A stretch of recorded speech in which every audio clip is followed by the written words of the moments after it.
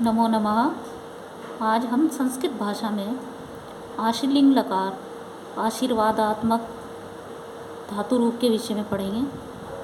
अर्थात यह भी संस्कृत भाषा में धातु के अंतर्गत आता है, क्योंकि हमारी कितने प्रमुख धातु हैं 10, तो इसमें आता है आशीर्लिंग लकार। लेकिन हम इस आशीर्वादात्मक को चाहिए के अंतर्गत पढ़ लेते हैं, इसलिए इसको अलग से नहीं पढ़ाया जाता।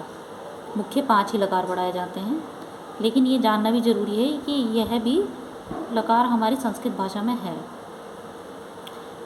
संस्कृत भाषा में आशीर्लिंग लकार का प्रयोग किया जाता है, ठीक है।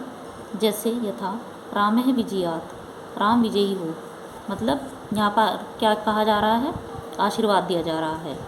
तो हम इसको वाक्य के अनुसार भी कुछ समझेंगे कि इसमें वाक्य कैसे बनाए जाते हैं, ये इसको हम वाक्य के माध्यम से कैसे समझ सकते हैं। तो प्रथम पुरुष एक वचनम में इसको हम कैसे देखेंगे, स पठियात, वह पढ़े। तो यहाँ पर आशीर्वाद की भावना है। द्विवचनम तौ पठियास्ताम, वे दोनों पढ़ें। ते पठियासु, वे सब पढ़ें। अब मध्यम पुरुष मतलब तुम के लिए जब प्रयोग किया जाता है तो हम पठिया, तुम पढ़ो एक वचनम में। युवाम पठयास्तम, तो यहाँ पर एक प्रथम पुरुष द्विवचनम में क्या है, पठयास्ताम है, और यहाँ पर पठयास्तम है मध्यम पुरुष में द्विवचनम में, कि तुम दोनों पढ़ो। यूयम पठयास्त, तुम सब पढ़ो। उत्तम पुरुष मैं के लिए जब हम प्रयोग करते हैं, अहम पठयासम, मैं पढ़ूँ। आवाम पठयासु, हम दोनों पढ़ें। वह मतलब कि जैसे अहम, तो आप यहाँ पर देखेंगे अहम पठामी होता है, इस तरीके से शब्द आता है, ठीक। लेकिन अगर हम विधिलिंग लकार की बात करें तो उसमें हमारा उत्तम पुरुष में क्या आता है, पठेयम आता है एक वचनम में। लेकिन यहाँ क्या है, आशीर्लिंग लकार में पठयासम।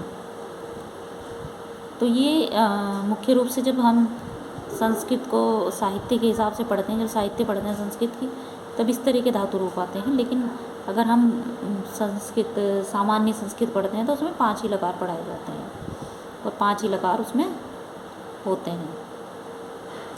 इसलिए इसको भी विधिलिंग लकार के अंतर्गत रख लिया जाता है आशीर्वादात्मक के लिए। तो यहाँ एक वचन में अहम पठयासम, मैं पढ़ूँ। आवाम पठयासु, हम दोनों पढ़ें। वयम पठयासम, हम सब पढ़ें। तो ये आप देखेंगे कि इस तरह के वाक्य कम ही मिलते हैं जब हम संस्कृत भाषा को पढ़ते हैं, जो हमारी सामान्य सरल संस्कृत है। तो उसमें इस तरह के वाक्य अगर आते हैं तो उनको किस में रख लिया जाता है, विधिलिंग लकार के अंतर्गत रख लिया जाता है।